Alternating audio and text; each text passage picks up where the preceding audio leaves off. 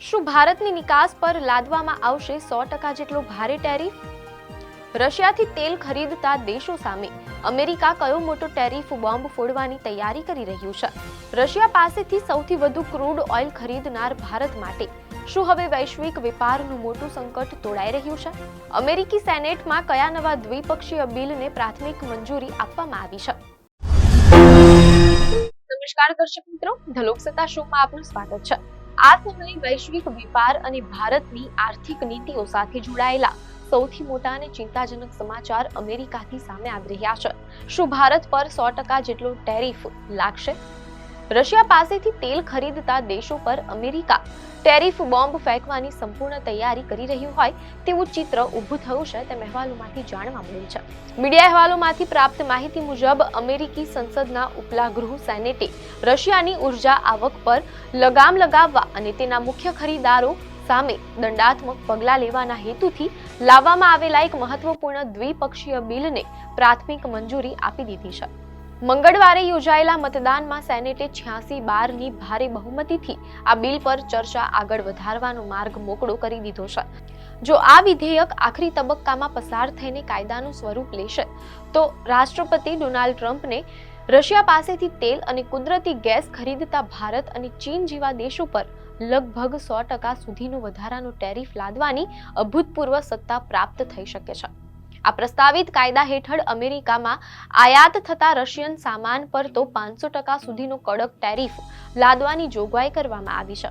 પરંતુ તેની સાથે રશિયન તેલ અને ગેસના વિશ્વના 5 સૌથી મોટા ખરીદદારો તથા પ્રતિબંધોમાંથી બચવામાં મોસ્કોને મદદ કરતા દેશોને પણ આ 100% ટેરિફના દાયરામાં આવરી લેવામાં આવશે.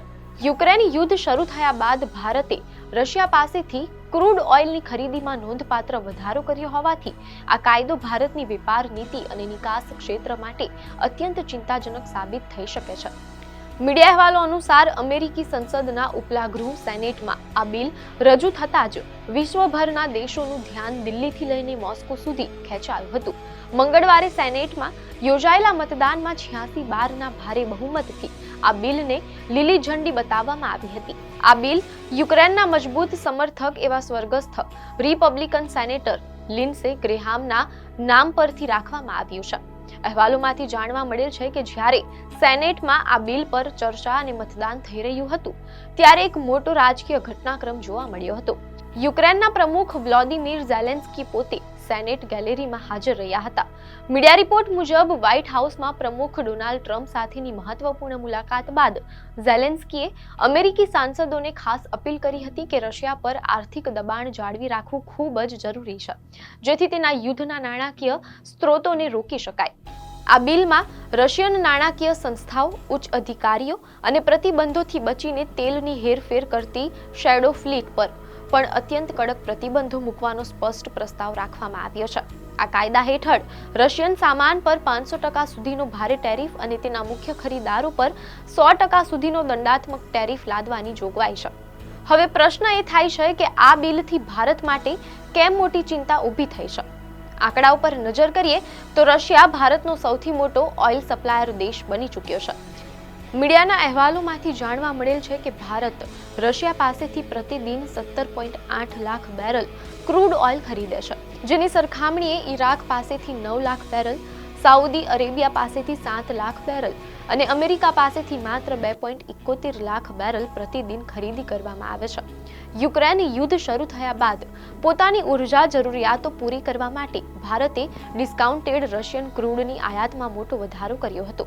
જો અમેરિકામાં આ નવો કાયદો અમલી બને છે તો તે રાષ્ટ્રપતિ ટ્રમ્પને એવી સત્તા આપશે કે તેઓ રશિયા પાસેથી તેલ અને ગેસ ખરીદતા ટોપ 5 દેશોમાંથી આવતા સામાન પર 100% સુધીનો વધારાનો ટેરિફ લાદી શકે.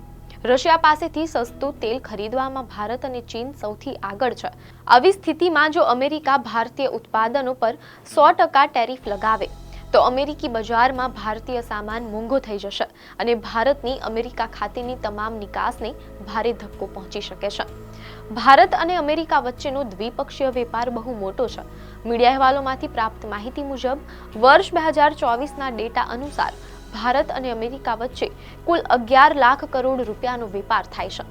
જેમાં ભારતથી અમેરિકા ખાતે થતી નિકાસ લગભગ 7.35 લાખ કરોડ રૂપિયાની છે, જેમાં મુખ્યત્વે pharmaceuticals, telecom device, jewellery, petroleum અને કપડાનો સમાવેશ થાય છે.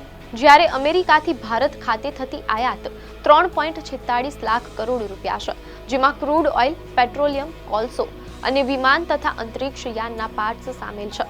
જો આ 100% ટેરિફ લાગુ થાય તો 7.35 લાખ કરોડની આ ભારતીય નિકાસ સીધી ચપેટમાં આવી શકે છે. મીડિયા અહેવાલમાંથી જાણવા મળેલ છે કે બિલમાં એક મહત્વની જોગવાઈ એ પણ છે કે તે 1996ના ઈરાન સેક્શન્સ એક્ટને 2031 સુધી લંબાવે છે. પરંતુ જો અમેરિકાના રાષ્ટ્રીય હિતમાં જરૂરી લાગે તો રાષ્ટ્રપતિને પ્રતિબંધોમાંથી વિશેષ છૂટછાટ આપવાની સત્તા આપવામાં આવી છે, જે ભારત માટે થોડીક રાહતરૂપ સાબિત થઈ શકે છે. તો દર્શક મિત્રો, અમેરિકી સેનેટમાં પસાર થયેલા આ વિધેયકે ભારત માટે કૂટનીતિક અને આર્થિક ક્ષેત્રે મોટા પડકારો ઊભા કરી દીધા છે. હાલમાં આ બિલનો પ્રથમ તબક્કો જ પાર થયો છે. મીડિયા અહેવાલોમાંથી પ્રાપ્ત માહિતી મુજબ અમેરિકી સંસદનું નીચલું ગૃહ એટલે કે હાઉસ ઓફ રિપ્રેઝેન્ટેટિવ્સ હાલ ઓગસ્ટના વેકેશન પર ગયું હોવાથી આ બિલ સપ્ટેમ્બર પહેલા સંપૂર્ણ કાયદો બને તેવી શક્યતા ખૂબ ઓછી દેખાઈ રહી છે. પરંતુ જો સપ્ટેમ્બરમાં આ બિલ કાયદો બની જાય છે તો ભારત પોતાની ઉર્જા જરૂરિયાતો અને અમેરિકા સાથેના વેપાર વચ્ચે સંતુલન કેવી રીતે જાળવશે તે સૌથી મોટો પ્રશ્ન બની રહેશે. શું અમેરિકી રાષ્ટ્રપતિ ભારતને આ દંડાત્મક ટેરિફમાંથી વિશેષ છૂટછાટ આપશે કે પછી ભારતને પોતાની વેપાર નીતિમાં મોટો ફેરફાર કરવો પડશે? આ સમગ્ર વિષય પર તમારું શું માનવું છે?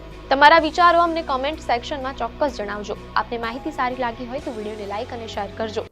ચેનલને સબસ્ક્રાઇબ કરજો.